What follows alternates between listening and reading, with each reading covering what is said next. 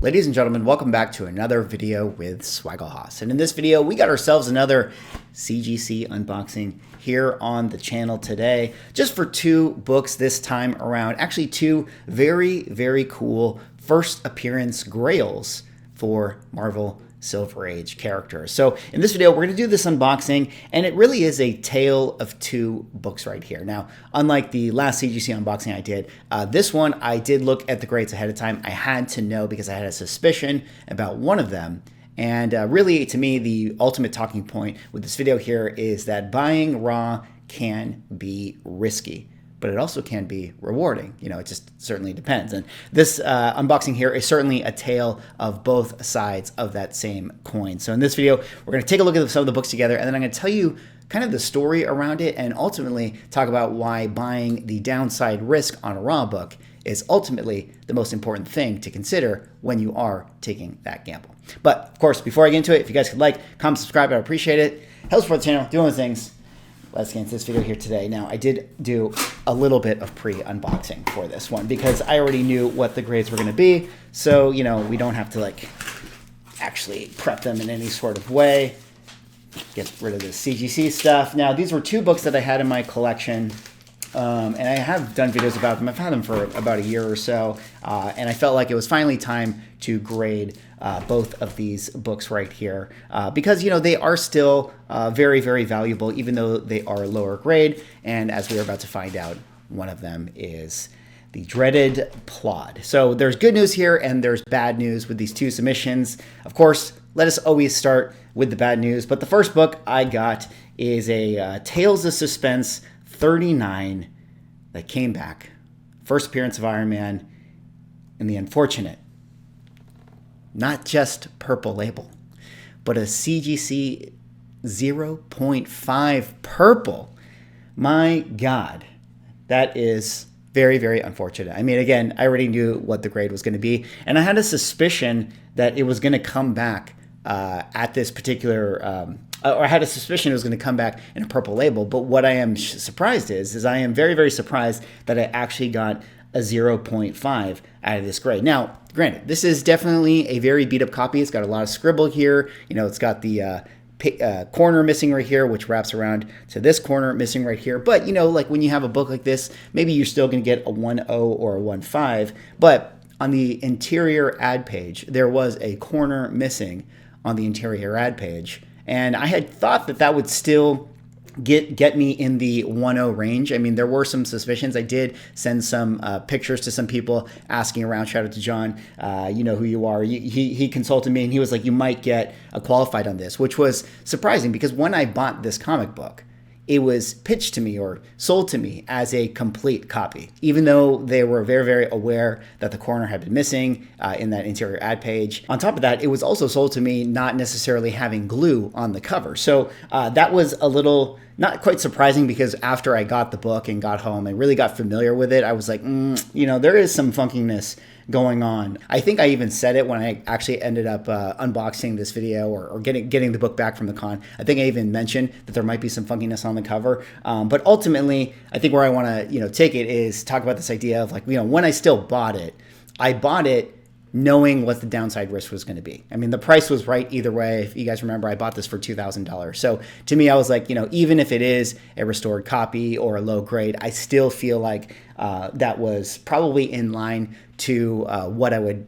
think to pay for this book anyways, if not even a little bit under so. You know, it's still a cool book, still a first appearance of Iron Man. Disappointing that it had glue on the cover. Even more disappointing that I got a 0.5. Now, shout out to Automatic Comics, Ryan. He mentioned that, you know, when books get hit with the purple label, they usually it feels like they even grade harder, you know, with some of those ones. Like he was also a little bit surprised that missing that corner was going to get me in the 0.5 level, you know, because I don't know. You guys can determine. I'll probably put pictures up on the screen, and you guys can sort of see if you feel like this is warranted of a, you know, qualified not a complete copy. But there you guys can see glue on, cover reattached with the glue, and then 1/5 of page 16 missing. 16 is, of course, the ad page. But, that again is the moral of the story here, is that, you got to consider the downside risk. Now, I got to defend myself a little bit here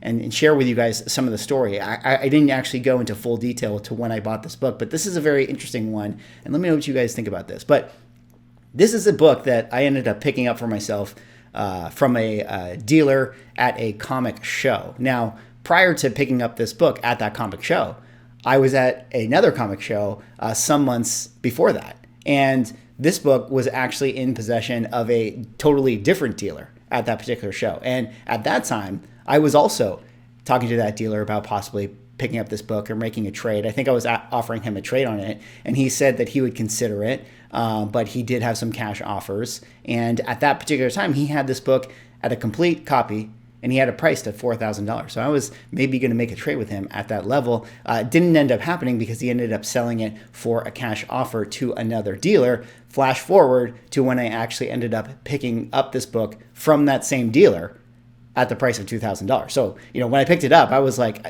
the price dropped by 50%. So I was like, okay, well, this is clearly a great deal. I should definitely get this. And both of those dealers had pitched it as a complete copy and made no mention about the glue. So that was where I think I got a little thrown off with my estimation of what it could be, although I did still kind of spot some funkiness. And so I don't necessarily know if those dealers, I'm not here to say that they were doing anything particularly shady or dishonest. I think that, when you buy raw comic books, this is the risk. And this is why, it's very, very important to check all the things when you're making that purchase. And at the very least, if you have some suspicions or you're unclear about it, make sure that you are picking it up at a price that still feels warranted. I mean, that's really why I ended up buying this thing, for the price that I did, because I felt like even if there is, a chance that this has restoration on it, or even if there is a chance that, CGC hits it hard with the 0.5, I felt like the price was still worth it. And so ultimately, I decided that, hey, I got to get this graded either way, because one day I would like to upgrade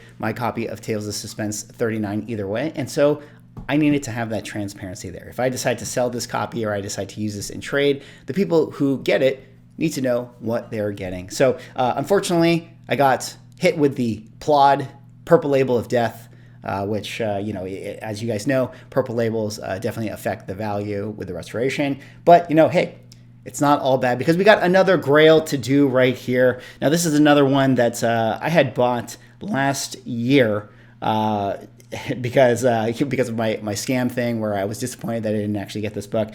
And I felt like, I needed to get this one graded because, it is an expensive book. And it's one of those things where it's like, hey, in the event of my untimely disappearance, I don't want somebody selling this raw book for, under market. But the good news with this one is that when I bought it, it was advertised as a 1.5 grade. That was what it was being called on Heritage. And actually, when I got this book in hand, I was a little bit worried. Because I was like, I don't know if it's a 1.5. I think this might be actually a 1.0. And, even at that level of 1.0 to 1.5 can definitely affect the value range of this book. So, if for what I paid for it at a 1.5, I feel comfortable. If I got a 1.0, I definitely would have been in the red. But I was pleasantly surprised as the book came back as a 1.8 X-Men #1. Of course, you guys know this book. First appearance of the X-Men, Magneto, Professor X, all those characters. And yeah, I'm really, really pleasantly surprised that this came back a 1.8. Obviously, it's got a little bit of a missing corner down there, probably the reason why it wouldn't get a 2.0, but not a bad copy overall. I know people don't really like those missing corners, but it's not the worst missing corner I've ever seen. There you see the back, It's low grade, but hey, it's not too bad overall. The colors are fairly okay. They're not the brightest colors, but also not the most faded colors either. Off-white pages, I'll take off-white pages. That's not too bad.